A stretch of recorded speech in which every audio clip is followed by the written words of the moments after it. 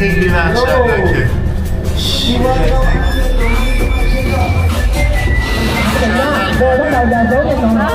از داخل ما تحتش اینجا دیگه خیلی تنگه. یو 1 2 3 یو مار کله یه مار دیگه رو گرفته تو دهنش. اگه بخوام یه کشور رو پیشنهاد بدم از بین همه اینا، ویتنامه. آخرین ولاگمون از کشور ویتنام. خوش اومدین. اینجا بزرگترین، مدرن‌ترین، با کلاس ترین و پرجمعیت ترین شهر کشور ویتنامه که بهش میگن هوچیمین. هوچیمین اسم همین باباه، اسم اون کسیه که انقلاب ویتنام رو رهبری کرد و بعدش به افتخارش اومدن اسم این شهر که در قدیم اسمش سایگون بوده تغییر دادن به هوچیمین، ولی همچنان خیلی‌ها اینجا رو به اسم سایگون میشناسن و اینجا خیلی تاثیرات فرانسوی و معماری فرانسوی رو توی این شهر خیلی زیادتر از جای دیگه ویتنام می‌بینیم، به خاطر اینکه زمانی که فرانسه اینجا رو تحت استعمار داشته بیشتر سمت جنوب کشور بوده حکومتش و به خاطر همین اثرش رو توی این شهر هوچیمین که پایتخت سابق ویتنام جنوبی هست خیلی بیشتر میتونیم ببینیم. حالا راجع به این داستانا بیشتر توی این ویدیو میشنوید، راجع به جنگ ویتنام میشنوید و بریم و با این شهر و جزئیات بیشتر راجع به تاریخ ویتنام آشنا بشیم. همچنین یه همسفر خیلی باحال هم باهامون داشتیم توی ویتنام که همچنان هم باهامونه. اونم منم. بریم سایگون رو بهتره کنیم. Let's go.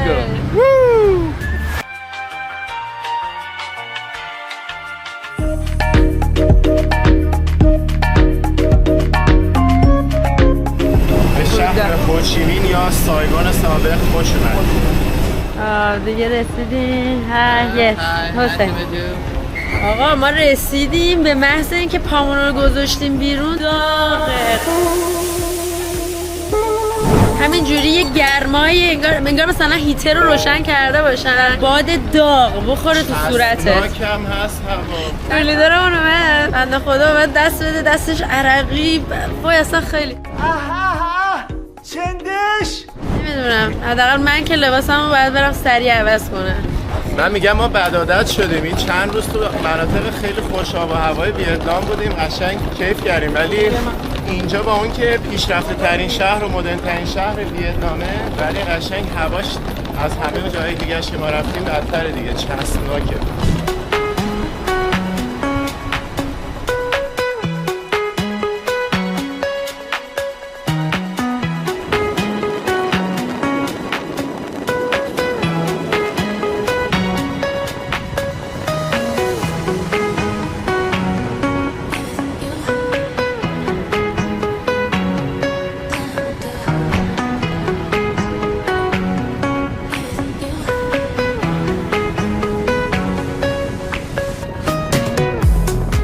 اولین جایی که تو جنوب کشور ویتنام اومدیم تونل کوچیه، خودشون میگن کوچی.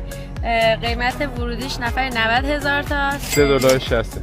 $3. بعد اینجا نقشه‌شو می‌بینید. یه حالا احتمالاً یه تور 2 ساعته باشه، یکی 2 ساعته. مربوط زمان جنگ آمریکا و ویتنامه. ویتنامی‌ها یا گروه ویتکام که با آمریکایی‌ها می‌جنگیدن از این تونل‌ها خیلی استفاده کردن. یکی از استراتژی‌هاش این بود که از این تونل‌ها استفاده کنن. اینکه کی ساختتش خیلی مرموزه. منتها میگن که احتمالاً محلیای اینجا اونایی که مخالف بودن با حضور آمریکا و دوست داشتن که کشور یکی بشه و دوباره یک کشور متحد ویتنام داشته باشن، این تونل‌ها رو ساختن که گروه ویسی کمک کنن که جنگو پیروز بشه علیه آمریکا. حالا میریم داخلش می‌بینیم که چجوری از این تونل استفاده می‌کردن برای مبارزه. اینجا تو قسمت سوغاتی فروشیش یه دونه موزه کوچولو هم داره که موشک و اینجور چیزا رو داره نشون میده. برای موشک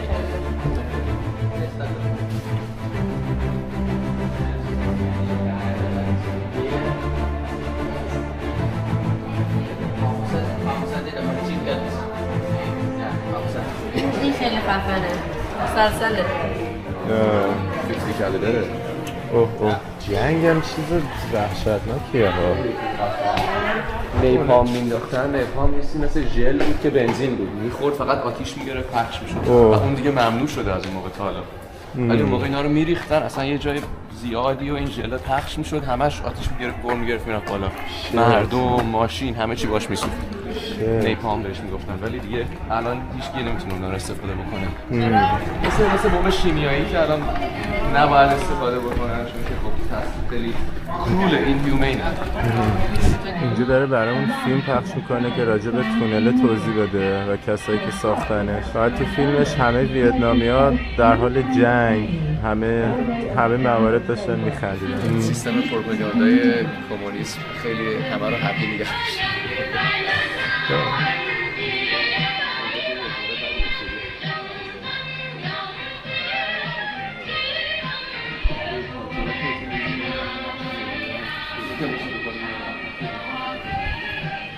نگاه کنین اینجا، این همون کانالیه که الان ما میخوایم بریم داخلش، ولی فقط یه دیگه کانالو میریم. نشون داده چجوری سربازای ویتنامی اون تو نشستن دارن چای میکنن، استراحت میکنن. اینجا قایم میشدن، اونجا هم آمریکا هنوز داشته حمله میکرد.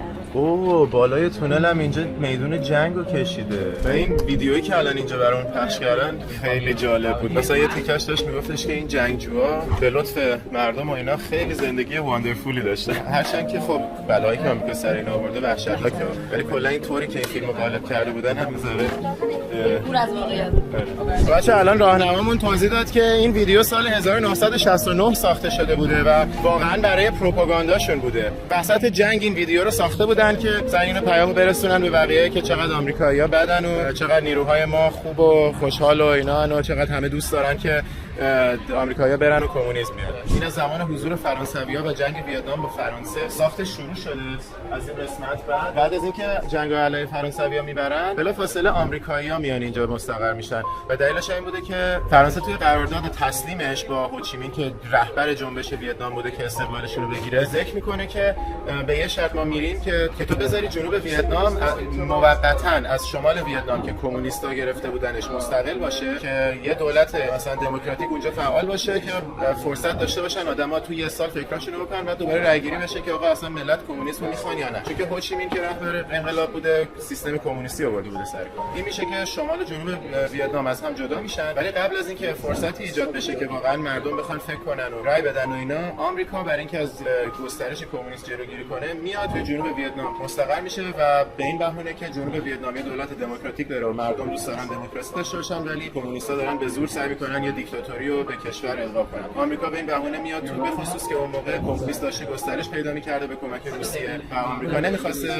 این گسترش ادامه پیدا کنه. یکی از استراتژی‌هاش این بوده که جنوب ویتنام رو مستقل نگه داره و نذاره کمونیسم وارد این قسمت شه. این قسمت‌های جنوبی یه سری‌ها می‌خواستن مقاومت کنن، این تونل‌ها رو می‌سازن که بعداً بتونن به ارتش شمال ویتنام کمک کنن که با نیروهای آمریکایی مقابله کنن. محلی‌ها اینجا تولیدرمون داشت بود. محلی‌ها اینجا صبح میرفتن سر کار، شبا میومدن یواشکی این تونل‌ها رو میساختن. کل این ناحیه قرمز این شبکه تونلی. آمریکا هم که فکر کرده بوده که اینا مشکوک میزنن، اومده بوده چند تا پایگاه نظامی اینجا زده بوده، ولی در این حال بیخ گوش آمریکایی‌ها اینا همینجوری داشتن این تونل رو میساختن. بعد تونل بزرگی 8000 نفر میتونن همزمان توی این تونل داشته باشن.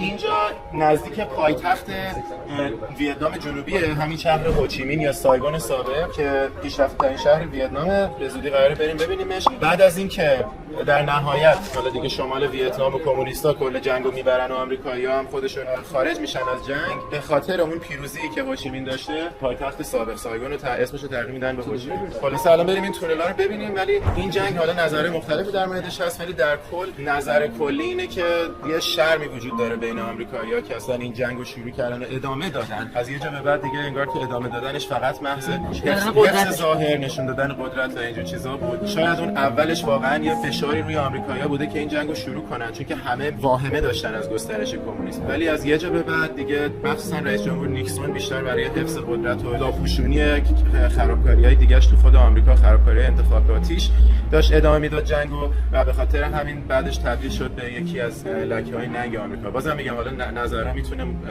مختلف باشه، ولی این چیزیه که هم تو مستندا دیده بودم هم از خیلی از آمریکایی‌ها شنیدم. حالا اینجا هم میگفت ورودی این کانال خیلی سیکرت بوده که اینا نتونن پیداش کنن سرباز آمریکایی، و حتی اگه میتونستن پیدا کنن کلی از این ترپ و تله‌های با بامبو درست کرده بودن تیز که اگه وارد شدن این تله‌ها کار میکنه، و همچنین برای خودشون هم یه راه فرار به رودخونه گذاشته بودن که از اینجا بتونن فرار بکنن. ببینین این ورودی بوده که لای برگا قایب شده بوده. ببینید چقدر کوچولو درست کرده بودنش که هیچ کی شک نکنه یا پیداش نکنه، یعنی حتی فکرش هم نمیکنه کسی که این شاید ورودی غار باشه.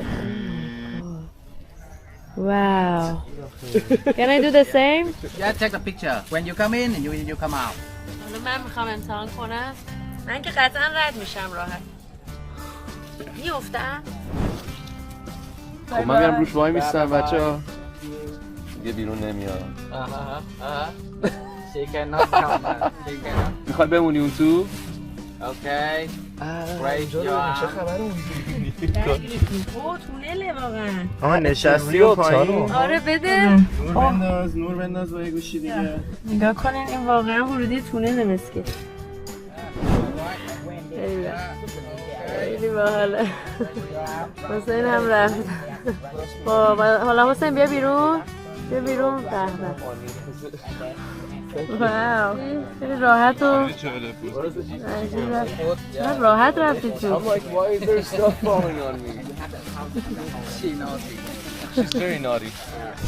این تله‌ایه که ساخته بودن برای که سربازا رو اندازن تو دام.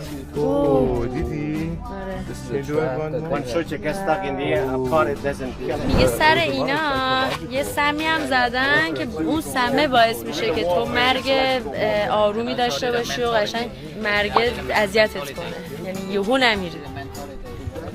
این یه ورودی بزرگتره نسبت به اون ورودی‌های سیکرت که آدم‌ها بتونن اسلحه هاشون رو راحت‌تر ببرن واردش کنن. البته تو زمان جنگ روشو میپوشوندن و کامل دورش حفاظت شده بوده، ولی کلی ورودی‌های کوچولوی مخفیانه هم داشتن که اگه کسی مشکلی براش پیش اومد خواست سریع فرار کنه، سریع وارد تونلا بشه، میتونه از اونا بره که کاملا دشمنا ازش ناآگاهن. این یکی مستقیم وسط میدون جنگه.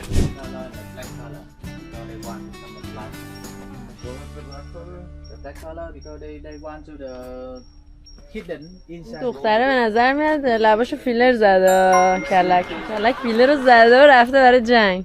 آقایی هم که اینجا میبینین هنوز زنده است از جنگ. این از اون موقع تا نشسته اینجا. به اینا میگن ایرهول. نگاه کنین داخلش یه سری سوراخ درست کردن برای که هوا وارد این کانال بشه و شکل شبیه شکل خونه‌های موریانه است که تو جنگل میگفت اون زمان خیلی پر بوده. برای همین سربازای آمریکایی شک نکنن این ایرهولا رو داخل یه فضاهایی که شبیه به خونه موریانه است میساختن. بعد این سربازای آمریکایی خب سگ هم داشتن. سگا برای اینکه متوجه نشن که این کانالو کشف نکنن، برای همین از اون سربازایی که حالا کشته شده بودن توی جنگ و آمریکایی بودن لباسای اونا رو یا تمام چیزایی که اونا داشتن و بوی خود آمریکایی‌ها رو داشتش اونا رو برمی داشتن و اگه سگ رد بشه فکر کنه که این بوی دشمن نیست، بوی خود آمریکایی‌هاست. و خیلی اون زمان میگفت اینا باهوش بودن که یه همچین فکری کردن و یه همچین چیزایی ساختن. چیز جالب که الان فهمیدم اینه که جنوب ویتنام نسبت به آمریکاییایی که اینجا بودن و در حال جنگیدن بودن حس خیلی بدی نداشتن، چون که از اون سیستم کاپیتالیسم بعدشون نمیومد. ولی بعد از اینی که شمال به جنوب غلبه کرد و آمریکایی‌ها رو انداختن بیرون، گفت 1 میلیون آدم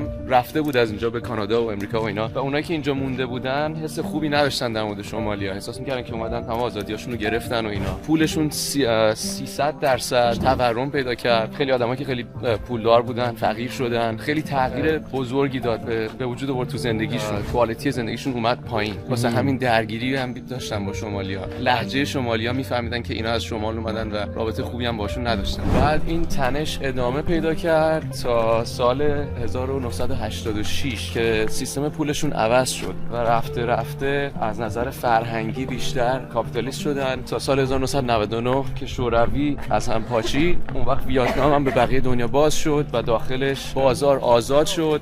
مردم شروع کردن پول در آوردن. بعد گایدمون تعریف می‌کرد که قبل از اون باید میرفت 2 کیلو برنج بگیره واسه 1 ماه غذا خوردن که بعدش تونست کار خوب پیدا بکنه و در واقع پول در بیاره و خارج از اینجا هم خارج از ویتنام هم شروع کنه سفر کردن و دیدن دنیا.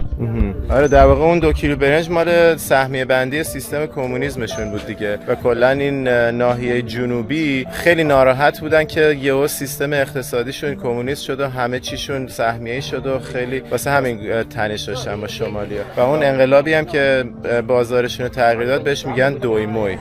ببینین این تانکی که میبینین تانک آمریکایی هستش که سال 1970 درست شده و بهش میگن M41.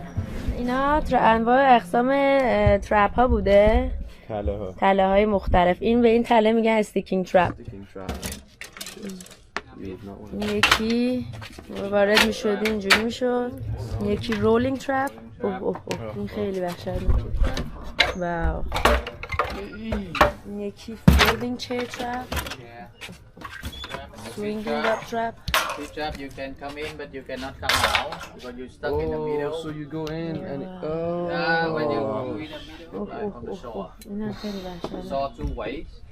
And this is many type the trap in here and then they have the wire, they cut the wire and یه به درخت وصل می‌شده وقتی and می they اومدن rob یهو می‌زدن. your اینجا قسمت کارگاهه که هر کسی موظفه که کمک کنه و این تله‌ها یا موشک‌ها رو بسازه. مثلا اینجا دارن موشک می‌سازن، اون خانم اونجا داره با چوب بامبو به این شکله تیزی می‌سازه که داخل تله‌ها بذاره.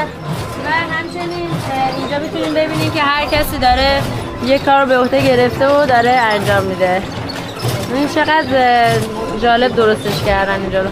اینو میبینین؟ این مین بوده، مین روی زمین. این درخت کوچولویی که میزنن روش یه دونه نشونه بوده که خود ویتنامیا بتونن بفهمن این مینه، ولی آمریکایی‌ها که نمیدونستن پاشونو میذارن رو مین و میترکن.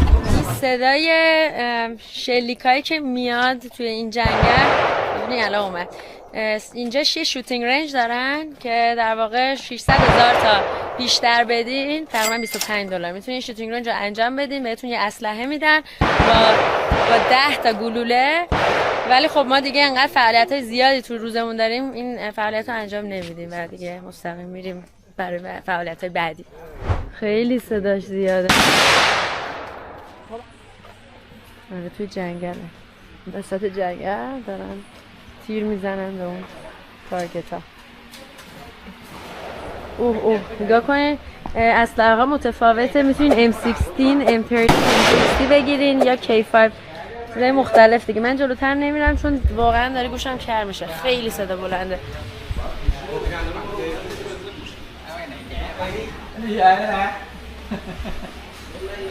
واو ببینید چه تابلو نقاشی هایی داره. حیف که نمیتونیم ببریم. واو کافی شاپشو ببین کجا طرف گذاشته.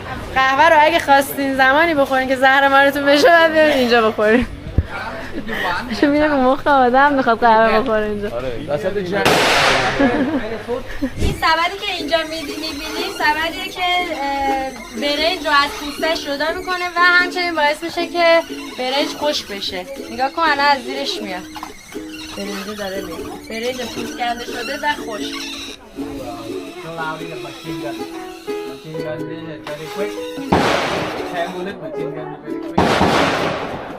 این وسط اثر بمب خوردگی رو میبینیم هنوز بعد این همه سال. این حفره وسطش مشخصه. حالا میخوایم بریم داخل این تونله. میگه که اصلا نمیتونیم اینجا ایستاده بریم، باید خم بشیم بریم. حالا داریم وارد کانال میشیم.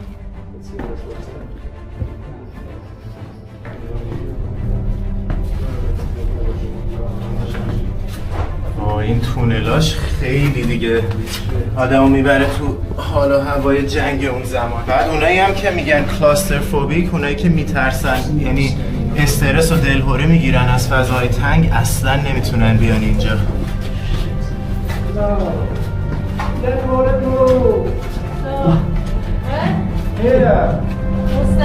کلن باید دولا را بریم. مبینه که کمردرد میشن.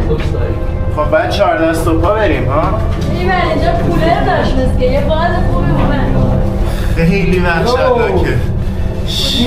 نگاه کن چند تا گزینه گذاشته، میتونی 20 متری که رسیدی خارج چی، الان اینجا یه خروجیه، میتونی هم ادامه بدی. اونایی که دیگه حس خستگی میکنن چه خنکم میتونن خارج شن زودتر. خب خنکه خود تولیدرمون توضیح میداد که اینا کلی تازه این قارا رو گشاد کردن برای توریستا، چون خود ویتنامیا خیلی ریز بودن و برای اینکه آمریکایی‌ها بیان گیر کنن و ویتنامیا راحت رد شن تونلا رو تنگ ساخته بودن. ولی الان گشادش کردن که توریستا مثل ما، توریستای چاقال مثل ما بتونن میان رد شن. خب ببین اینجا دیگه خیلی تنگه، مثلا باید بشینیم بریم. اوه شیت خیس عرق شدیم ولی 100 متر رو تمام کردیم. این قسمت رسیدیم به قسمت خوابگاهشون، جایی که یه تخت گذاشتن که بتونن بخوابن استراحت بکنن سربازا و توری دورش گذاشتن که پشه مشا نخورتشون، چون که پشه مالاریا که به شدت خطرناکه و کشنده خیلی راحت میتونه وارد این تونلا بشه. حالا گفتش که میتونین تونل رو ادامه بدین ولی این دفعه دیگه گاید ندارین، تولید باتون نمیاد. خب الان ما اومدیم دوباره این دفعه این قسمتی که اومدیم کاملا اوریجیناله، اصلا یعنی درشت نشده، گشاد نشده برای توریستا. این اتاقی هم که هستیم گفتی؟ نه نگفتم. این اتاقی هم که هستیم اتاق ضد بمبه که اینجوری فشار بمب رو پخش میکنن. اگه اینجا رو زدن اینجا میان پناهگاهشونه. حالا از همین اتاقی که ضد گلوله است میخوایم بریم و وارد قسمت جلسه ها بشیم، جلسه میتینگاشون. ضد بمب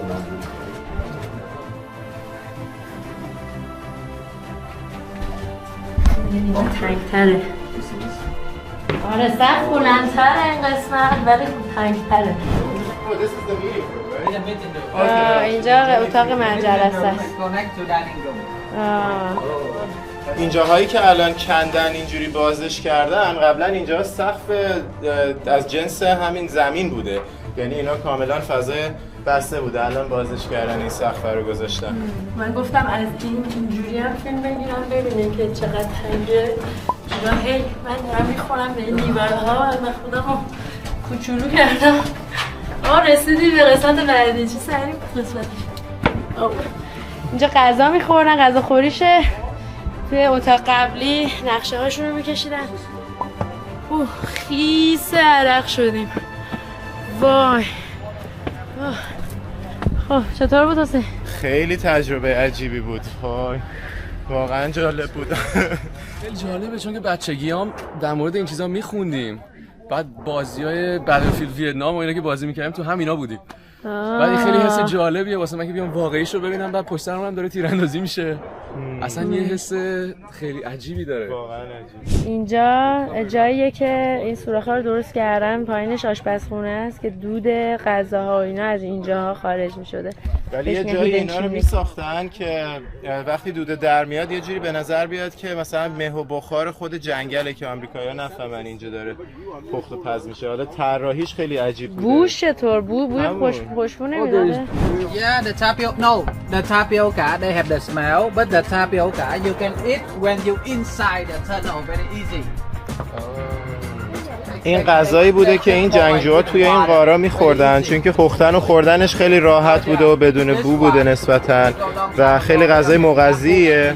و حالا میگن که داخل بادوم زمینی، پودر بادوم زمینی می‌ریزی، اینو اینجوری می‌کنی و چون حالت چسبناک داره راحت میچسبه و میتونی بخوریش. بعد اینجا بهتون به اون چای هم دادن که قشنگ تجربه اصلیش رو بتونیم داشته باشیم. حالا بخوریم ببینیم چه مزه‌ایه. خیلی خوبه. با سیب زمین و پودر بادوم زمینی خیلی خوشمزه بشه. اصلا فکرش نمی‌کردم خوب بشه. فکرم خودش بود بوی چیز مزه بادوم زمینی بوده. ولی خودش اصلا مزه سیب زمینی میده. بی‌مزه است. میگه این چایش هم از پانالیپ درست کرده که این گیاهه. این گیاهو جوش میجوشونن و خیلی خیلی طعم خوبی داره. من خیلی خوشم اومد.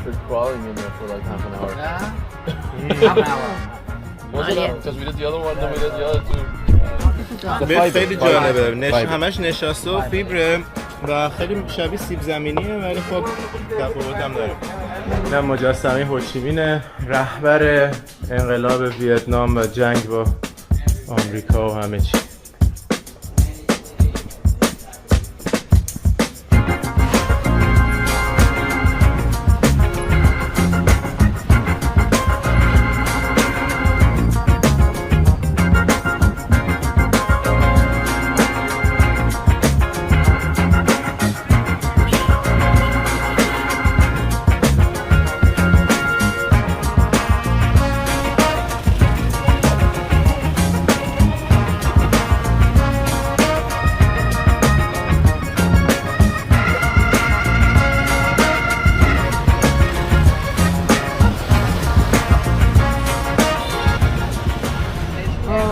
رسیدیم به مرکز شهر، هتلمون هم اینجاست و نزدیک اپرا هاوسه. رسیدیم به هتلمون تو یکی شهر. خیلی سنترال. اینم از اتاق یکی هتل. اینجا طبقه 8میم. شبی چقدر شد واسه این هتل؟ جمعش شد $58. شب $29. هر تمیزه. خودشون زدن 3 ستاره. مثل بسته نمیتونی باز کنی. خب اینم از دستشویی و حمومش. حالا دیگه اومدیم بیرون که پر جمعیت ترین، مدرن ترین و بزرگترین شهر ویتنام رو با هم دیگه بگردیم. شهر سایگان قدیم، هوشیمی جدید.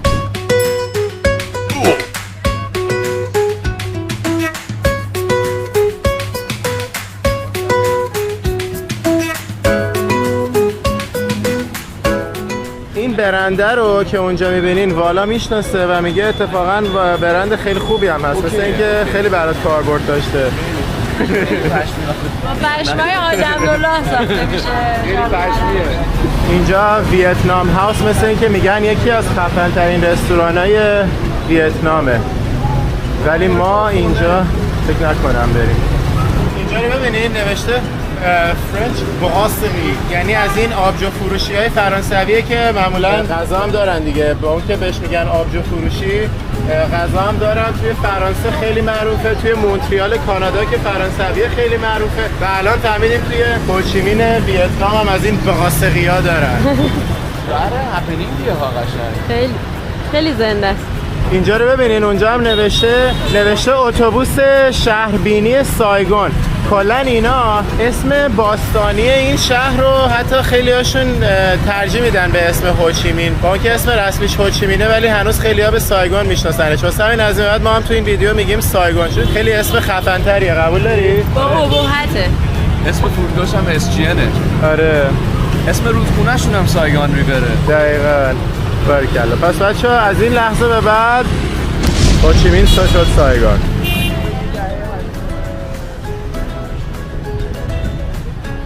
این هتلی که اینجا میبینیم قدیمی ترین، توریلی دارم میگفت قدیمی ترین هتل اینجاست و سال 1880 ساخته شده. این ورمون هم اپرا هاوسه که توی داشتیم میومدیم توی خیابون دیدیمش. این اپرا هاوس تئاتر فرانسویه، خیلی هم معروفه ولی گفت واردش نمیشه شد. نمیدونم الان کاربردش چیه اگه نمیشه. شاید هم فقط زمانی که تئاتر هستش میتونی بری داخل، یعنی مثلا بعد تیکت بخری. آره بلیط تئاتر نداشته. هتل چقدر شیک و پیکه، این قدیمی ترین هتله. آره احتمالاً هی ریمادلش میکنن. آره این تیکه واقعا شبیه شانزلیزه است. قبول داری؟ اینو دیگه قبول داری؟ نگاه کن اونای مجسمه‌ای که جلوی پنجره هستن، نگاه کن این عین شانزلیزه است اینجا. دیدی؟ اینجا هم دقیقاً زده که سال 1880 ساخته شده. هتل شیکی هم هست. به دلیل اینکه اینجا انقدر شبیه فرانسه است و حتی بیشتر از هانوئی، اینه که تو ولاگ قبلی هم توضیح دادیم اینجا 100 سال تحت استعمار فرانسه بود و مخصوصا توی این قسمت جنوبش رو فرانسه کلا حکمرانی رو توی قسمت جنوب انجام میداد و اون زمان هم امپراتوریای همین ویتنام سمت جنوب بودن. این روی این قسمت بیشتر ساخت و ساز کرده، مثلا این هوچیمین دیگه خیلی حالت فرانسوی گرفته. همینجوری الان اینجا هم می‌بینیم انگار تو شانزلیزه داره. ساختمون نورانی و قشنگی هم که سمت راست می‌بینین اینجا سیتی هاله و دیگه اینم داخلشون نمی‌ریم، فقط از بیرون سیتی هالشو نشونتون میدیم و بعد میریم برای شام، چون خیلی گرسنه‌ایم، ناهارم نخوردیم، فقط صبحونه خوردیم. برای همین دیگه امشب فقط برنامه همین گشتن مرکز شهر بود و شام و دیگه فردا صبح میریم با تورمون کل شهر رو قشنگ درست حسابی ببینیم. فردا ساعت 7:30 صبح قرار تورمون شروع بشه. واو عجب معماری داره، چقدر خوشگله. خیلی. اینم باغچه روبروشه. ببین من واقعا از این منظره خوشم اومده، خیلی شهرش قشنگه. نگاه کن چه ساختمونایی، چه تزییناتی، چه نورایی. ببین چه عکسی ازمون گرفتن، نشون بده. اینم عکس ستایمون که اینجا برامون آقای ویتنامی برامون. چقدر قشنگ انگلیسی حرف میزنن اینا. پایتخت میگم، پایتخت شهر خفنشونه، گولشونه. چه لباسای باحالی دارن اینا. این رستوران لوکالیه که راهنمامون پیشنهاد داد. این رستوران حسابی بزرگه ها. از اینجا تازه میرسیم به قسمت اصلیش.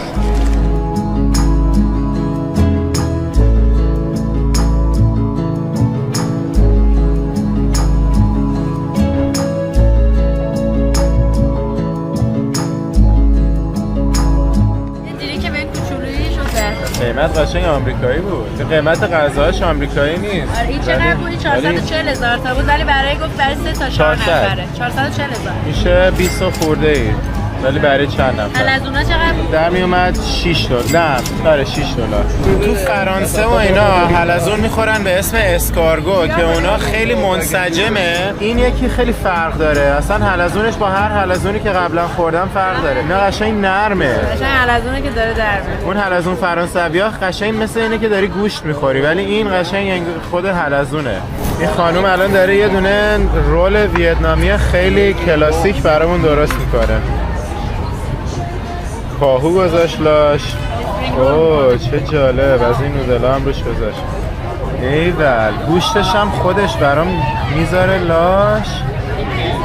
Thank you. الان والا میخواد اولین حلزونشو بخوره. نه من حلزون خوردم ولی این حلزونه اولین حلزون این مدلیشو بخوره. یه ذره وحشتناکه. اوکی. خب بخورم چطوره؟ این داخل حلزونش خیلی شبیه خود حلزون واقعی. اولش مزه خاصی نداشت به جز سسش، بعد شروع کرد حرکت کردن. آره یورو افتاد. خیلی فیشی شد. واقعیتی رو بهتون میگم خیلی بد مزه بود ولی مثل که ما اشتباه داریم انجام میدیم کارو.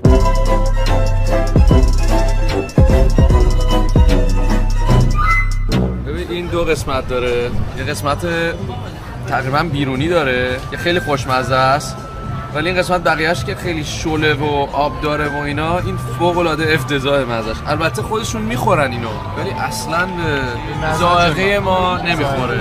نگو مزه چی میده خودشون میده. آره خیلی مزه همونی میده که فکر می‌کنی. همونی که نمیخوایم اسمش رو ببریم. کمر به پایین رو قطع کن کمر به پایین رو میکنیم. اصلا نمیپزه دیدم خام اون قسمت پایینش. آره عالیه. پس کمر به پایین فقط مشکل داره. کمر به پایین باشه. مثلا یه جورای خامه. این غذایی که سفارش دادیم همه چی رو تو هاتپات میپزه ولی جالبیش اینجاست که خودش میاد برامون اینجا لقمه میگیره. از این نونای باریک برنجی برمیداره. تو ولاگ هالونگ بی هم ما خودمون از این اسپین رولا توی کشتی درست کردیم خوردیم. اگه اون ولاگ رو ندیدین ببینین حتما. چه تجربه کاملا محلی خوبی داشتیم. اینجا رو ببین نوشته کوان بیا خموک. چیرز. Thank you. اونم اینجوری کرد. نایدم کدوم؟ اینجوری کرد. نگاه علامت عشق.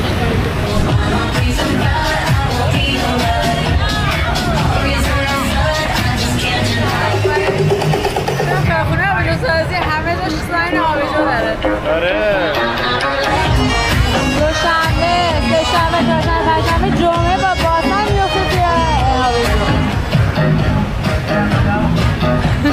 حالا داریم میریم وارد واکینگ استریت سایگان بشیم. اینجا رو میگن که شبیه واکینگ استریت پوکت یا پاتایا و اینجور چیزاست. ورژن ویتنامشه. بریم ببینیم چه شکلیه. آره.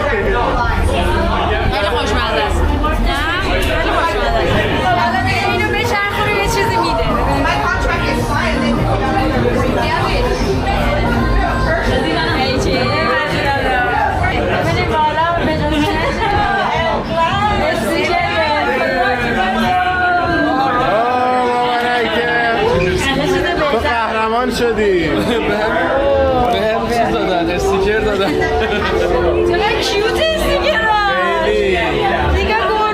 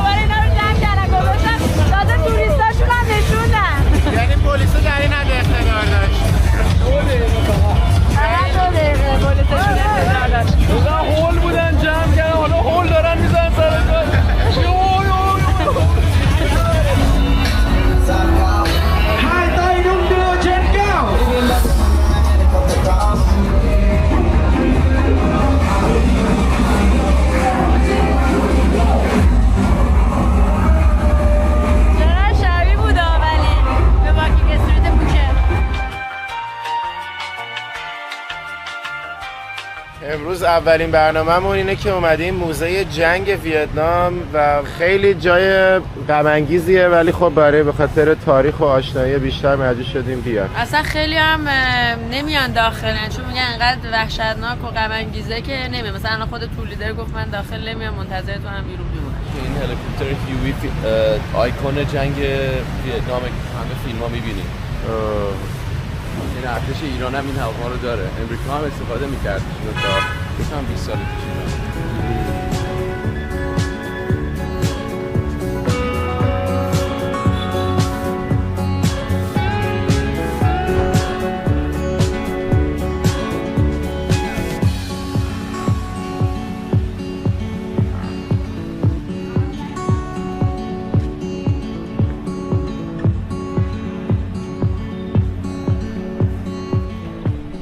اینجا اتاق وار کرایمزشه، جنایات جنگی، جنایاتی که آمریکایی‌ها کردن اینجا میتونیم یاد بگیریم. این همش تصاویری که میخواد بگه که آمریکایی‌ها چقدر بدن. این بابا این دختر بچه رو دستگیر کردن، یه روستایی معمولی رو شکنجه دادن. میگه تمام زنها و بچه‌ها هدف ارتش آمریکا بودن. لگد خوردن این بچه. اینم نوشته که پالیسی آمریکا این بوده که همه رو بسوزون، همه رو از بین ببر، همه رو بکش. حقیقتش یه ذره پروپاگاندا هم هست دیگه، چون استراتژی آمریکایی نبوده که همه رو درو کن، همه رو بکش. حداقل در ظاهر قضیه آمریکا می‌خواسته نشون بده یه هدف متمدنانه داره، واسه همین قطعاً استراتژی علنیش این نیست که همه رو بکش، همه رو بسوزون. واسه همین اینش یه ذره حالا پروپاگانداست. اینا اسلحه‌های ویتنامیا بوده که روسیه ساخته بود.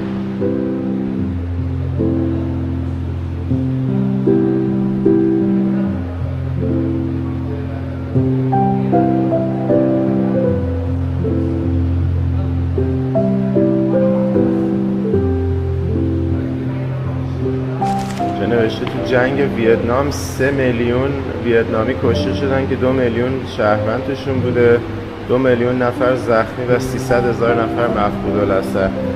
یه نفر لفیگارو که گفته اومدن اسلحه‌های اختراع شده جدیدشون رو روی انسان‌های زنده امتحان کنن برای جنگ‌های آینده آماده باشه. این طرف هم کلی صحنه‌های دلخراش داره که دیگه نمیرم با جزئیات بهتون نشون بدم، خیلی صحنه‌اش واقعا آزاردهنده است. اینجا نوشته تازه بعد از جنگ همچنان کشت و کشتارها ادامه داشته به خاطر تمام این مینا و بمبایی که از قبل مونده توی ویتنام. 8,000 تن بمب هنوز مونده، 42,000 نفر تو این سالا مردن، 62,000 نفر هم زخمی شدن به خاطر همین مینایی که هر از گاهی یکی پاش میره روش میتره که هنوز مونده.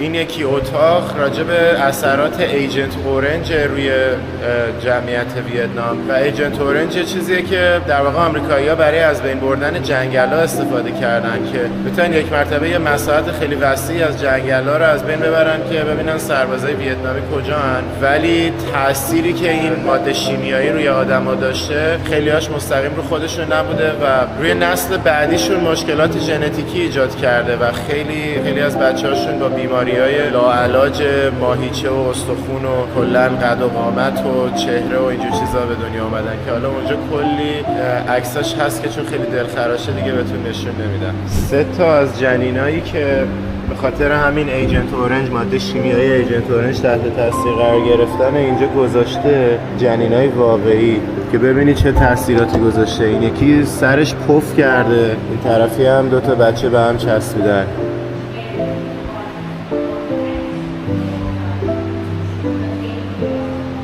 نوشته که هر سالی آمریکا چقدر بمب زده بوده به ویتنام. تو مثلا سال 68 که بیشتر از همه بوده 1,259,000 تن بمب ریخته به ویتنام.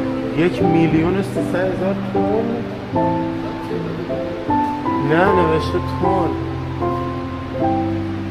خیلیه که نگاه کن تو جنوب ویتنام بیشتر بمب زده تا شما. جنوب قهوه تیره نشون داده، شما رو کرم نشون داده. اینی که میبینین سایسمیک بامبه که قشنگ از هواپیما مینداختنش پایین و تا 30,000 متر مربع و کامل با خاک یکسان میکرده و علاوه بر اون 10 کیلومتر مربع و صدمه میزده، 10,000 متر مربع و با خاک یکسان میکرده. همین اینی که میبینین قایق جنگیه که توی رودخونه مکونگ که از ویتنام تا لاوس و تایلند و اینا هم امتداد داره، حتی تا چین. تو این رودخونه استفاده میشده برای جنگ. اینم که از این اسلحه هاست، نمیدونم اسمش چیه،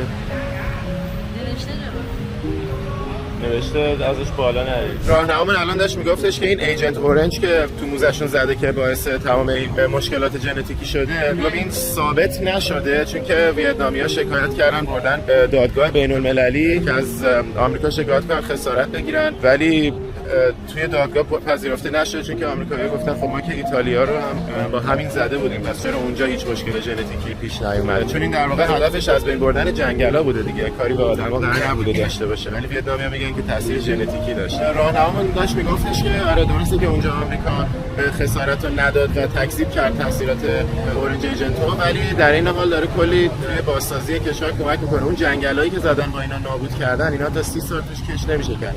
به خاطر همین به محض اینکه 30 سال تمام شده، اینا دارن تو بازسازی جنگلا کمک میکنن، توی خیریه‌ها شرکت میکنن، بازسازی ساختمانایی که از بین رفته. یعنی میگفتش که این کارا رو داره میکنه آمریکا، ولی اون قسمت ایجنت اورنج رو قبول نکردن و هنوز هم قاطعیتی توش وجود نداره. آمریکایی‌ها میگن این تاثیرا رو نداره روی ژنتیکی، ولی ویتنامی‌ها میگن داره و به خاطر همین توی موزه‌ش هم گذاشتن که به همه خارجی‌ها بگن که این تاثیر داشته. حالا هیچ کس نمیدونه که واقعا اینجوری هست. اینجا هم یه قسمتایی از زنداناشون اومده شبیه سازی کرده. تایگر کیج، اوه گیوتین، به این میگن تایگر کیج.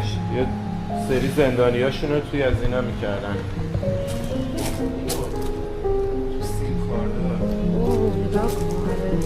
آدمایی که دیگه آمریکایی‌ها ویتنامی‌ها رو میکردن توی این قفس‌های استخبارات.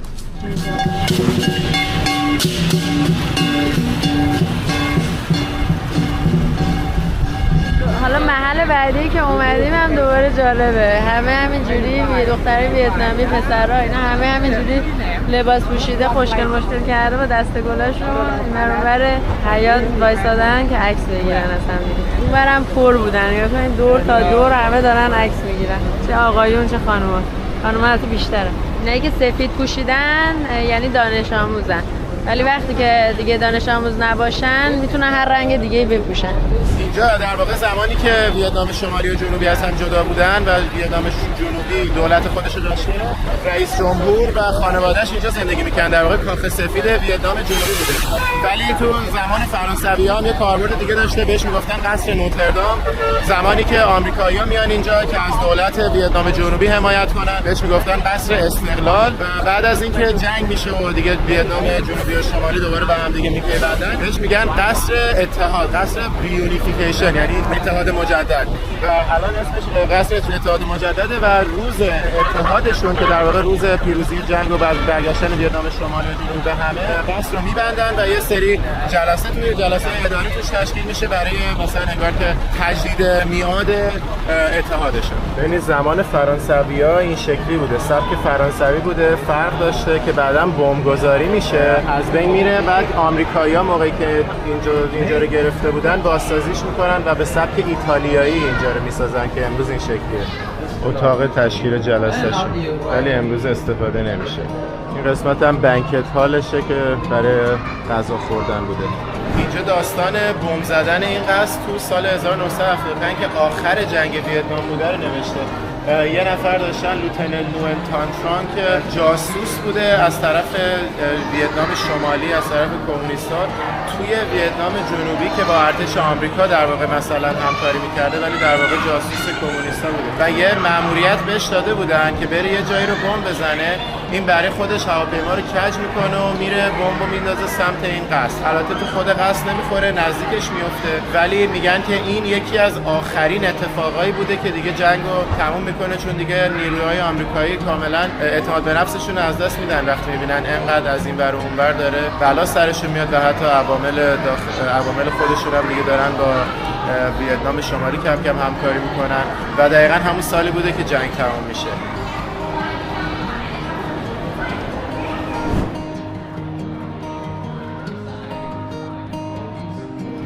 اینجا محلیه که قرارداد پایان جنگ رو امضا کردن.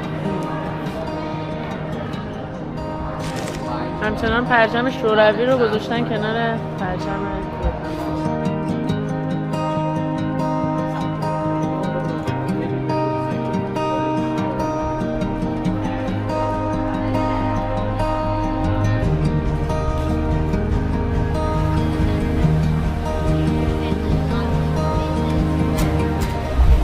تانکی که اونجا گذاشتن اینا پایان جنگ رو یه جورایی اعلام میکنن. میان از زمانی که جنگ رسما تمام میشه این تانکا میان و این دروازه رو میگیرن، یعنی وارد میشن از اینجا و این قصر رو از آمریکایی‌ها و رئیس جمهور جنوب ویتنام که مثلا حمایت آمریکایی‌ها رو داشته میگیرن و دیگه از اونجا کاملا با ویتنام شمالی یا کمونیست‌ها دیگه کنترل کاملی کشور به دست میگیرن. نایب ریاست جمهوری ریسپشناشو اینجا داشته. ریسپشن هم معمولا یعنی مثلا یه زمان مهمونی استراحت دوره همی واسه همین ترجمهش کردن دوره همی. اتاق کارش نبوده انگار، اتاق مثلا جلسه های دوستانه بود. اینجا اتاق تایید سفیرا بوده. وقتی کشور می‌خواسته سفیر وارد ویتنام جنوبی کنه اون موقع که جدا بودن میومده اینجا با رئیس جمهور ویتنام جنوبی قرار می‌ذاشته و با هم دیگه فرم امضا می‌کردن که بیاد اینجا یه سفارت بزنه. اینجا در واقع جاییه که رئیس جمهور زندگی میکرده و اون اتاق خوابی که دیدین در واقع اتاق خواب خود خانواده پرزیدنته. اینجا هم سالونیه که غذا توش میخوره.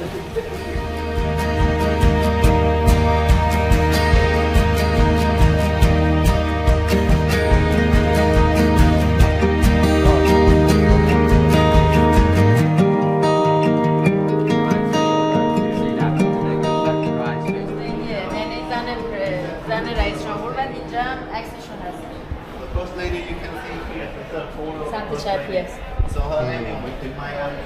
این هلیکوپتر رئیس جمهوره. این هلیکوپتر رئیس جمهوره. اون بمبست که قرار بود یارو بزنه تو فرودگاه که بعد برنامه‌اش عوض شد اومد اینجا رو بزنه بعد میس کرد انداخت تو حیاط.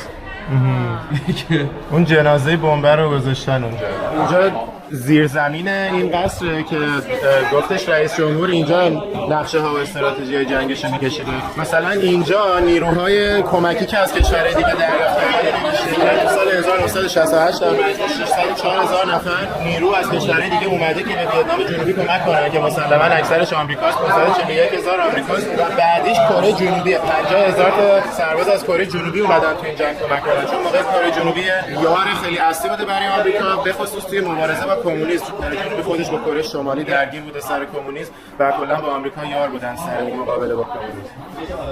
اینم که می‌بینین بهش میگن تریل هوشیمین، تریل همون رهبر انقلابشون و جنگشون و اینا، چی برای اینکه از ویتنام شمالی بتونن برسن به جنوبی و با نیروهای جنوبی بجنگن، از بغل مرز لاوس و این پایین از بغل مرز کامبوج مسیر رو ساخته بودن که برسن پایین، چون که میدونستن آمریکایی‌ها نمیتونن بیان مرز اون کشورهای دیگر رو کنترل کنن. مثلا این استراتژیشون این بود که از ناحیه مرزی بیان پایین. بچه‌ها اینو ببینیم میتونیم یه سیگنال بفرستیم. فکر می‌کنم بشه. اینم ترینینگی که بهم دادن. اینجا اتاق ارسال و دریافت سیگنال‌های کد شده قصر که از اینجا هم با بقیه ارتش صحبت می‌کردن و توانایی برادکست تلویزیونی هم داشتن توی شرایط ایمرجنسی. بعدم یه نکته دیگه که کلا این زیرزمینه علاوه بر محل استراتژی و کنترل جنگ پناهگاه هم بوده دیگه، واسه همین زیر قصر بوده.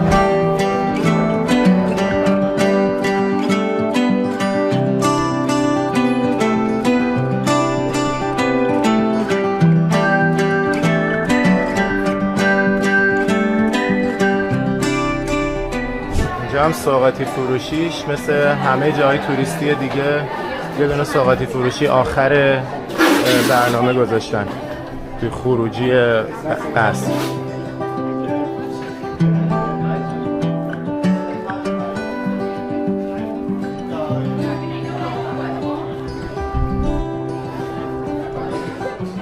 این هم یه دونه مرسدس بنز که ماشین خود رئیس جمهوریه.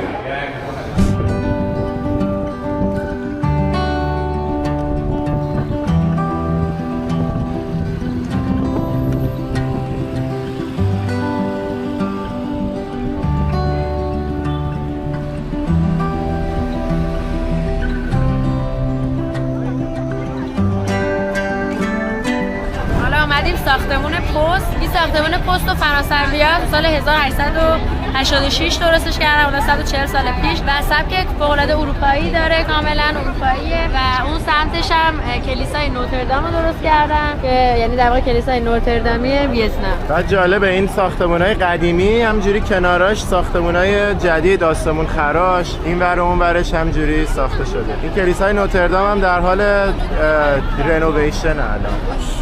اینجا رو دیدی؟ اینا تلفن بوثاشونه که بخاطر کشورهای مختلف زنگ بزنن با تایم زوناشون اونجا بوده. اوه. هر کشوری نوشته ساعت چنده که اگه رفتی زنگ بزنی در جریان باشی.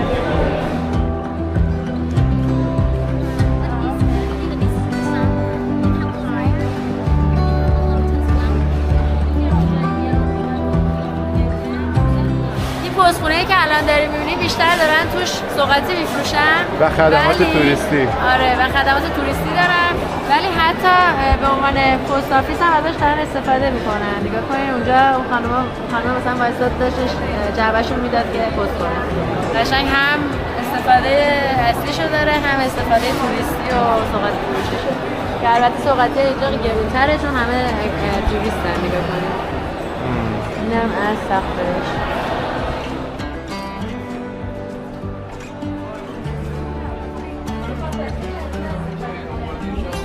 این از اون پاپت شویی که دفعه پیش رفتی تو هانوی، اینجا عروسکاشو داره میفروشه. من کجاشو داری میفروشی؟ از داخل ما تحتش اینو میکشی. تو ولاگ هانوی نمایش اینا رو نشون دادیم. خیلی نمایش خفنی بود، نمایش روی آب بود و واقعا بگم بهترین نمایشی بود که تا حالا دیده بودم. خیلی جالب بود.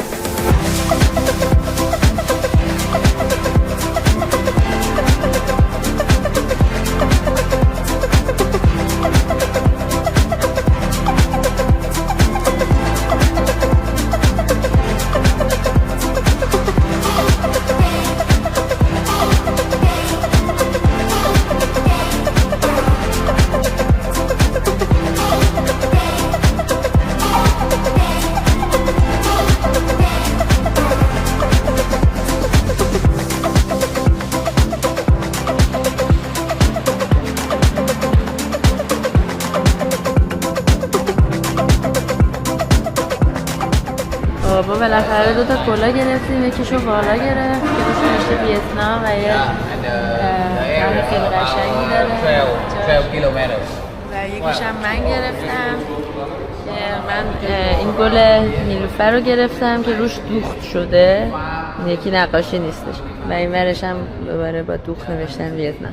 فعالیت بعدیمون تور داخل مکونگ، رودخونه مکونگ دلتا که خیلی رودخونه بلندیه. قبلا تو ولاگ‌های قبلی تو کشورهای مختلف هم دیدیمش. این قسمتش یه سری جزیره داره و ما قراره بریم 3-4 تا از این جزیره ها رو ببینیم. این 4 تا جزیره اینجا اسم 4 تا حیوانات مقدسشون داره: اژدها، لاک‌پشت، فینکس، یکی هم تویسون، حالا نمیدونم چرا.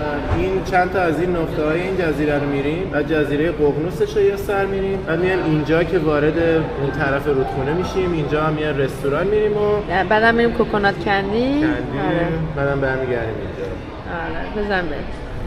اینم قایقمونه، قایق چوبی. ببین از اون ورش هم بگیر. این طرف هم یه گروه دیگه سواری قایق دیگه دارن میشن. مال ما رو خصوصی برامون گرفته، دمش گرم.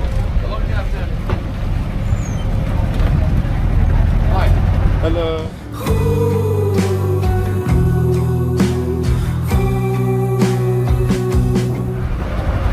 یارو یوبس بود. این هم آبجوی محلی همین شهر. بیا سایگون حبیبی، بیا سایگون. منم بستری کیتیت بخورم.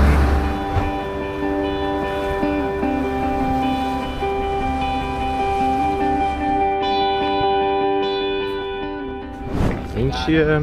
هوانان. مزرعه زنبور.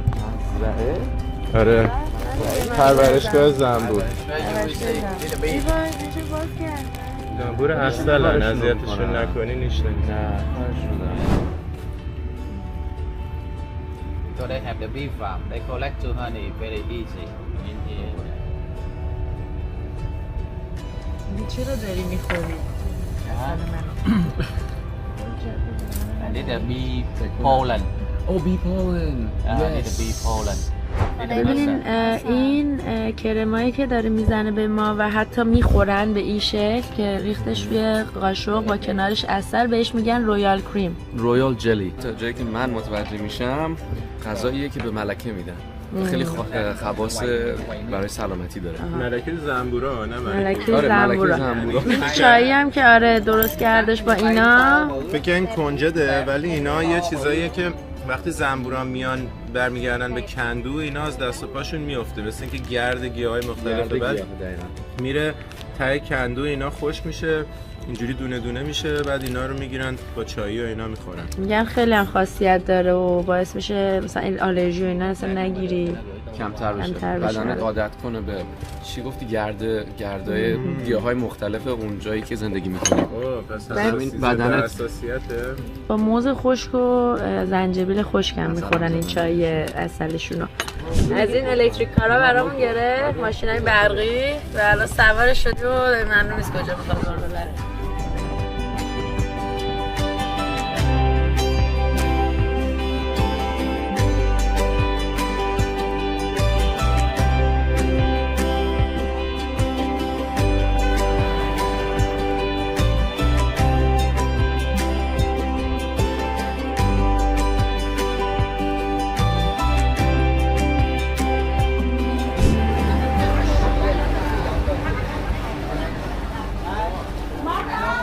حالا رسیدیم به کارگاه بعدی.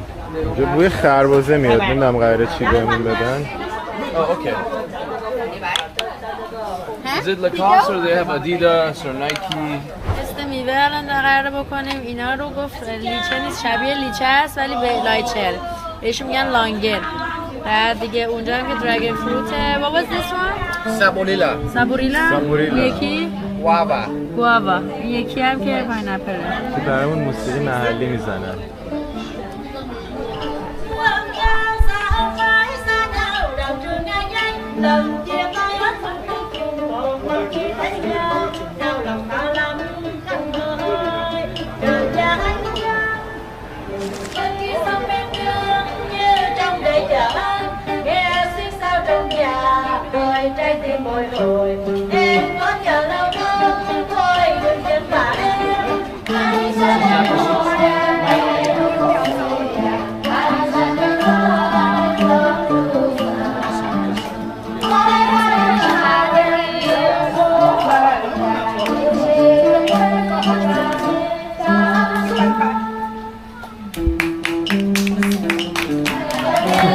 بعد تو کانال 2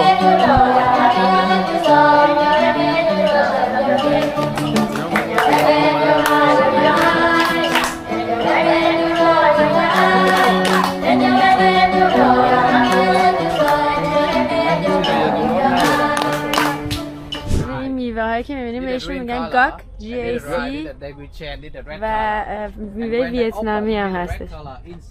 میگه این میوه رو با استیکی رایس که میشه برنج چسبناک قاطی میکنن بعد رنگ قرمز میگیره. So this one is only for the color. It's not. The color. It's not sweet. آره میگه فقط برای رنگش استفاده میشه.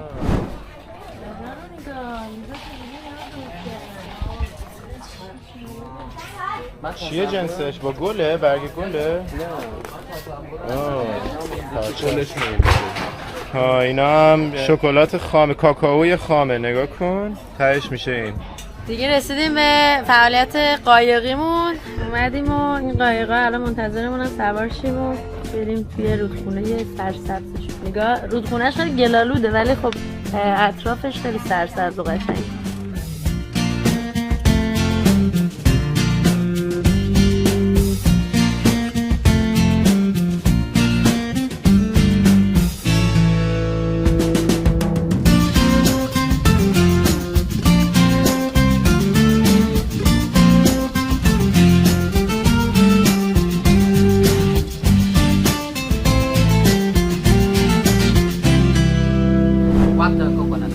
Water coconut. Inside don't have the water. Inside have the jelly only. Oh. They call it حالا جالبه تولیدرمون گفتش که این نارگیلا اینا که همین شکلی هم تا حالا ندیده بودیم داخلش هیچی آب نداره فقط گوشته. بهش هم میگن نارگیل آبی. آره بهش میگن نارگیل آبی با اینکه آب نداره.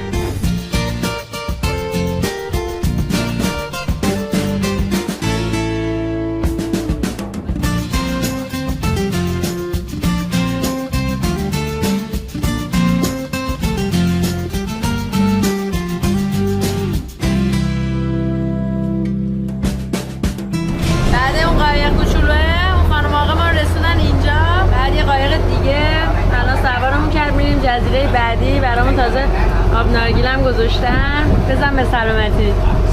شما چیرز. پرژن اکسپلورر کاپیتانمون.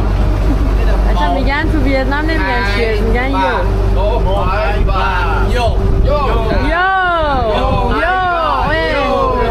ببین این یو دقیقا تو اتیوپی تو قبیله دورزه که رفته بودیم عرق سیر خوردیم میگفتن یو یو یو یو یو یو. حتما ولاگ اتیوپی اگه ندیدین ببینین چون خیلی اصلا قبیله دورزه. آره خوشحال‌ترین قبیله آفریقا. خوشحال‌ترین قبیله آفریقا قبیله دورزه.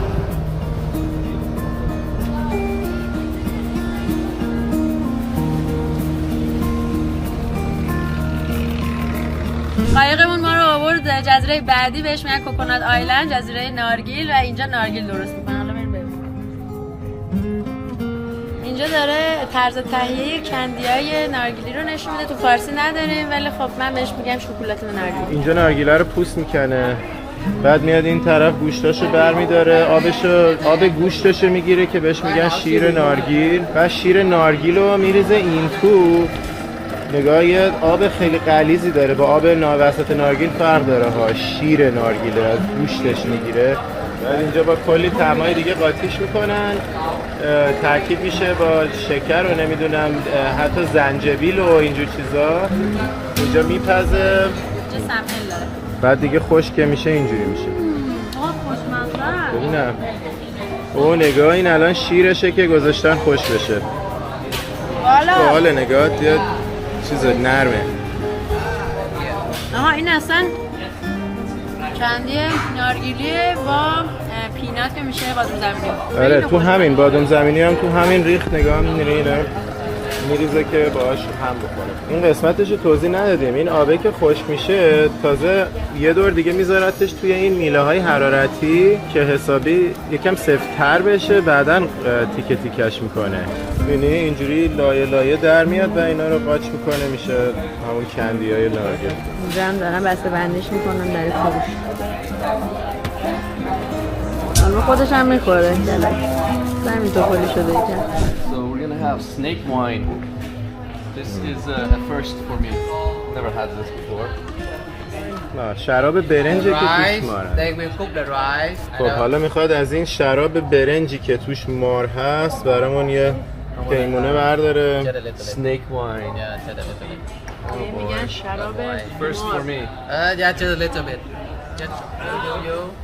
Yes. Okay, I will share with you. Don't worry. ویسکیشو تو لاوس زده بودیم حالا این دفعه تو ویتنام شراب برنجش میزنیم. This is for the man, not the lady. Oh really? 1, 2, 3. یو!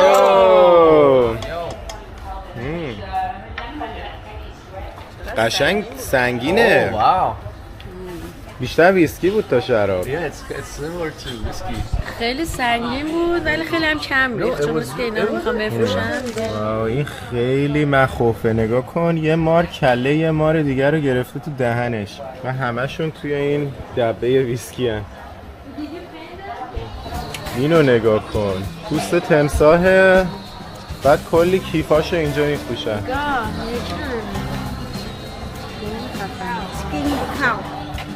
داخلش میگه پوست گاوه بیرونش پوست کروکودیل. کمربندای کروکودیلی مار و تمساح و همه چی.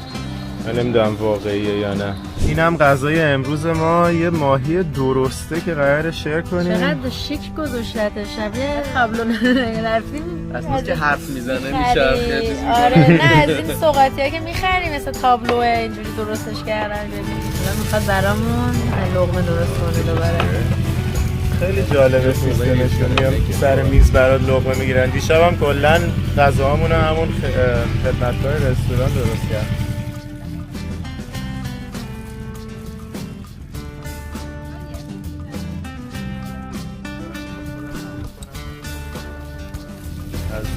Tamarind, this one, right? نه تمرین. What make is it this? with Soy? سس تمرهندی، اون سس سویایی گفت این یکی رو اول به تمرهندی بده. خیلی خوشمزه است ماهیش. واقعا دوست داشتم. آره. سس تمرهندیش هم عالیه. واسه نظر چی بود؟ من واقعا رفتم کاملا تو فضای محلی کشور.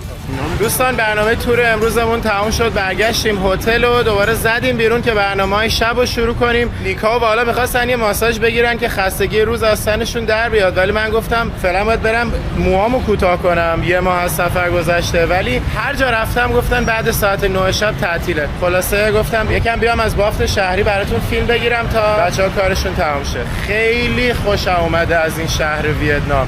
شهر سایگون واقعا زیبا و فوق‌العاده است.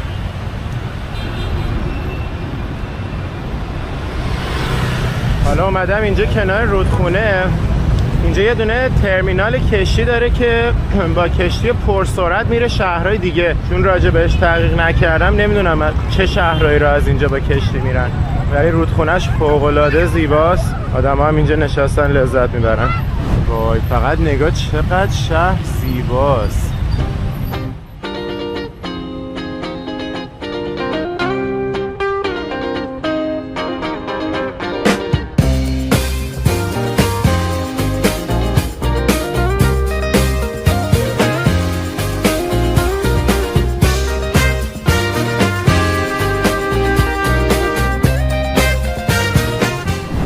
واقعیتش تا اینجای این سفر ما 6 تا کشور تا حالا رفتیم. تا اینجای کار ویتنام کشور محبوبم بوده. از بین همه اینا کشور منتخبم ویتنام بوده. خیلی جالبه، خیلی تنوع زیاد داره و تمام چیزایی که توی بقیه کشورها تا الان دیدیم، از تایوان گرفته تا تایلند و هنگ کنگ و همه چی، اینجا انگار یه جا همه رو داره و در این حال اون حس و حال خاص ویتنامی خودش هم داره. البته که هر کدوم از کشورها واقعا برام کلی ویژگی منحصر به فرد داشتن که به هیچ وجه حاضر نیستم جایگزین کنم، مثلا بگم اینو برین اونو نرین. همشون واقعا فوق العاده بودن و تجربه منحصر به فردی داشتن. ولی تا اینجای کار اگه بخوام یک کشور رو پیشنهاد بدم از بین همه اینا، ویتنامه.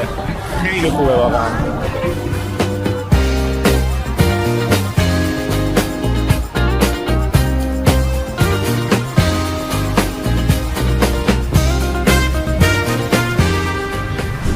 جالب که تو این شهر خیلی به چشم میاد اینه که همه دارن موتور سوار میشن. ببینید تعداد موتورها خیلی بیشتر از ماشین، از جوون، پیر، نمیدونم نوجوان، همه همینجوری سوار به موتور دارن میرن به زندگیشون برسن. دلیلش احتمالا اینه که اینجا خب همه چیز ارزونه ولی بنزین خب مثل جاهای دیگه گرونه. با توجه به اینکه درآمدشون مثلا به طور متوسط اون تا که راهنمایی حدود 200-300 دلار در ماه متوسط، و مثلا حالا اگه مهندس اینا باشی یکم بیشتر 500 دلار، دکتر و اینا باز بیشتر، و اینجا دخل و صرفشون به هم میخوره ولی از اون طرف بنزین خب گرونه.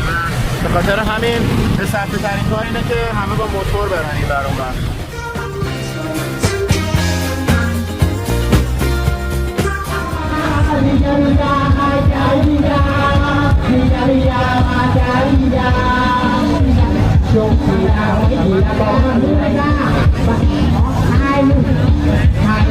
این دختر کوچوله رو ببینی، یه مار واقعی گرفته گردنش داره این ور اون ور میره. قشنگ یاد بچگی خودم افتادم. منم خیلی مار دوست داشتم. شبیه همبرگر میگرفتم دستم. بهش میگم ماره رو از کجا آورده؟ میگه نمیدونم. میگم صاحبش کیه؟ میگه نمیدونم. پیداش کردی؟ میگه از اونجا یه صاحبی داره.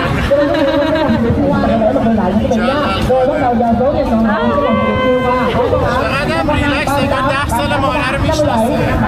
ماره رو دیروز پیدا کردم، جای دیگرش داشته.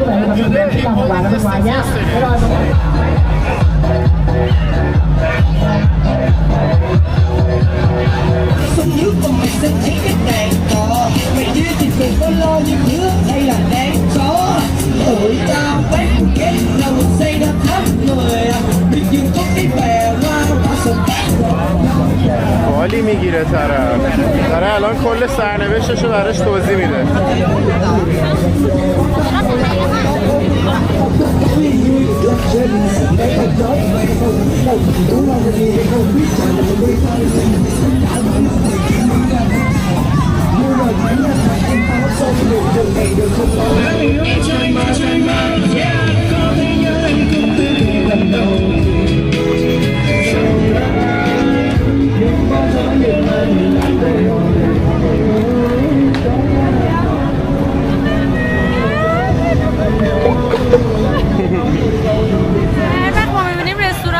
میزاشون یه طوری رو به خیابون چیدن، هم شش جالبه، هم به این سمت نشستن. ببین اون رو ببین الان چیه؟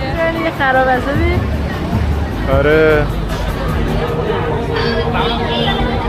خیلی وایب جالبی. وایبش خیلی باحال. خیلی. ما دوباره اومدیم واکینگ استریت سایگون.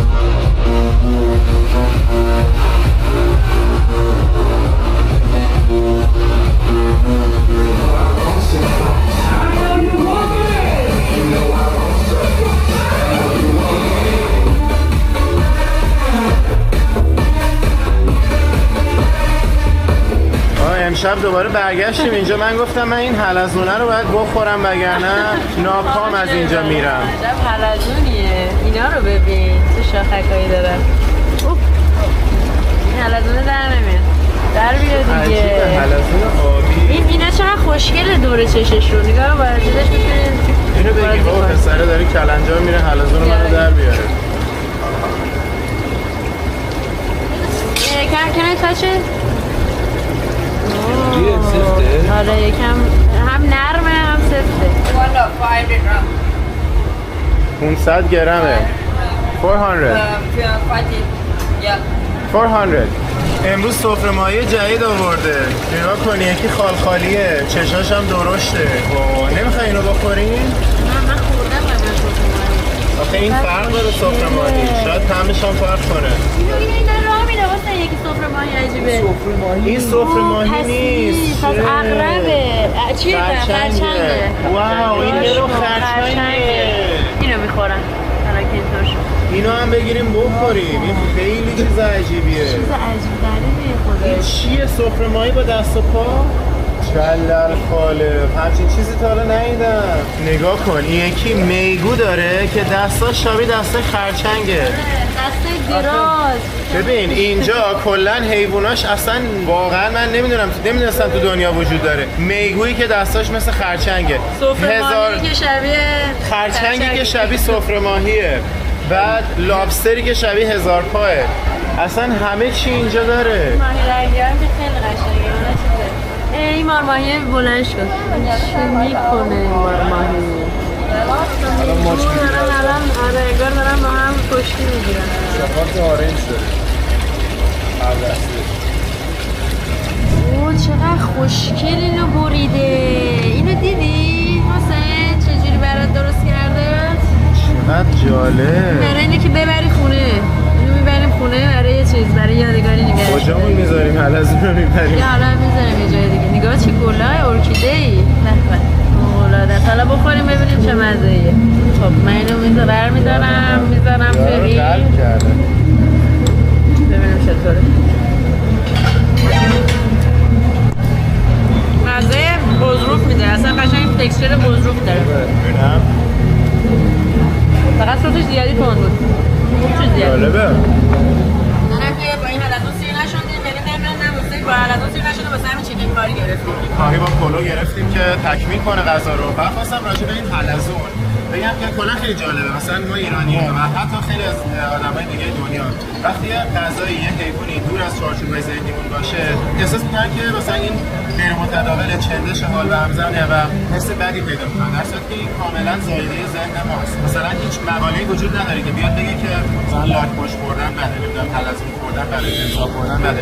اگر هم چیزی باشه 100 تا مقاله هست که ذکرش بده. یعنی قطعاً یه سری مقاله پیدا می‌کنید که از روی مثلا مغرضانه بخوان چیزی ثابت کنن، ولی 10 برابرش هست که بخوام خلافش رو ثابت کنن بر اساس آمار و شواهد کاملا علمی. و اینکه ما بیایم مثلا قضاوت کنیم یه چیزی رو به خاطر اینکه خلاف چارچوب ذهنیمونه فرض کنیم که چندشه، این اشتباهه، چون که توی کشورهای مختلف عادیه. یعنی چیزی که از بچگی باش بزرگ شدن براشون عادیه، همونطور که برای ایرانی‌ها مرغ و ماهی و مثلا گاو و گوسفند عادیه. مثلا حلزون یه چیزیه که توی فرانسه و ایتالیا و اسپانیا و کشورهای خیلی از کشورهای اروپایی زیاد مصرف میشه. تو آسیای شرقی هم که فت و فراوون. و حالا این البته این نوع حلزون خاص ما قبلا ندیده بودیم، این حلزون آبیه که این اصلا کاملا دیگه غذا دریاییه. یعنی این اصلا دیگه فرقی با ماهی و میگو و خرچنگ و اینا نداره، نه تغذیه‌اش نه سلامت بودنش نه هیچ چیز فرقی نداره. صرفا چیزی که تو ذهن ما نسبت بهش میتونه فرق کنه. و حالا ما به عنوان مثلا آدمای ماجراجو، آدمایی که خیلی کنجکاویم که علاوه بر اینکه طبیعت و فرهنگ جای مختلف رو ببینیم، فرهنگ غذا خوردنشون هم ببینیم و بیایم برای شما توصیف کنیم، این خیلی برای ما جالبه. به خاطر همین میریم تجربه می‌کنیم، برای شما بازگو می‌کنیم و امیدوارم که شما از دیدنش لذت برده باشید. و همچنین عذرخواهی می‌کنیم از کسایی که حالا یا ویژیتریان هم براشون سخت تحملش به خاطر حالا انتقادات مذهبیشون فکر می‌کنن مشکلی داره، ولی خارج از این دو مورد واقعا هیچ فرقی نداره با غذاهای دیگه. و مرسی که با ما همراه هستید. به هر حال خواستم این نکته رو هم شفاف کنم و دیگه بریم برای ادامه ماجرا. برابر سوالا ببینیم اونجا چیزی گوشه‌گرد می‌گیره. همینجوری طرف میگه منم سوپ سی فود خوردم که توش همه جور چیز بود از میگو بجز لذیذ بود ولی خوشمزه بود. آدم نمیتونه همچون گفتیم تو قضاوت کنه که مزه‌اش یا لذتش چقدر از قیافه‌اش. من این حلزون دوست داشتم. خوشمزه. حلزون مورد علاقه‌ام شد. اصلا با این دوست حلزون مورد علاقه شد. دیگه چندین نوع حلزون حالا خوردم.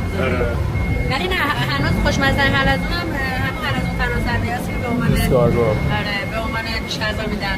هرچی باشه از پیش‌غذا بهتر باشه. آره. اون دل رو داشت. وای آره. حلزون این سفرم بود. اون حلزون دیشب بود. آره حلزونی که دیشب خوردیم اون خیلی فرق داشت. ولی اونم قسمت بالاییش خیلی خوشمزه بود. آره دیگه. آره من الان طبقه بالای این رستورانه، طبقه بالاش هم خیلی باحاله. می‌رسیم می‌مدیم اینجا می‌شستیم. حتی که الان اکثرا رفتن خیابونا نیست.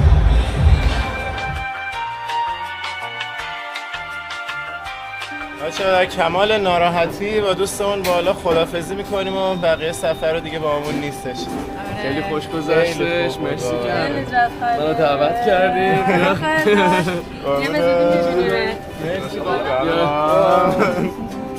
خیلی جاد خالی خواهد. آره خیلی خوش گذشت. مرسی از شما که همراهی کردین.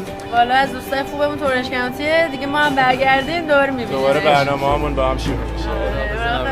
خدا به سفر به سلامت. اینم لانج فرودگاه سایگون، اسمش لانج حلال جزمین یا یاسمین بود که خیلی برام جالب بود چون کلا تم عربی داره. نگاه تو تزییناتش توش نوشته رمضان و نمیدونم اون طرف همه تزیینات مدیترانه‌ای و عربیه. بعد غذاهاش هم حالا اینکه مرغه ولی نگاه این یکی کوفته مرغ لبنانی، پلو، چه میدونم این که هیچی اینم میکس ویژیتریان کاری و این طرف کلا تزییناتش حالت خاورمیانه‌ای داره. نمازخونه داره، نگاه عکس کعبه رو گذاشتن، نمازخونه داره و یه دونه لا اله الا الله هم اینجا نوشته.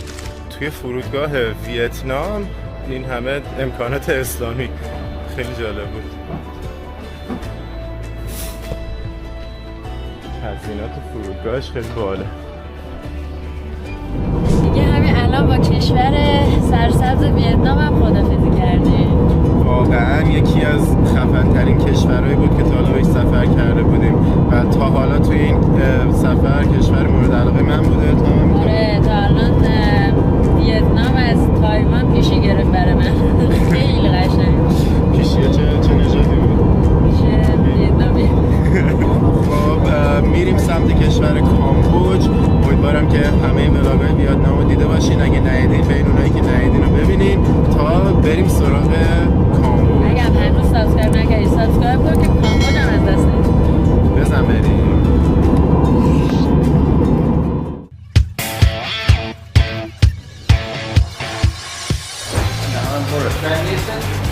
اصلا نمیتونم حرف بزنم. بولدش کردن. اول دارم انگلیسی میگم.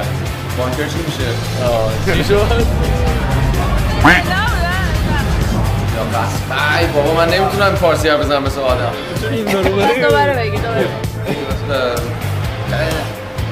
خود چی وایستاده داره نگاه میکنه؟ اینجا اتاقه. یه نفسی بکشم.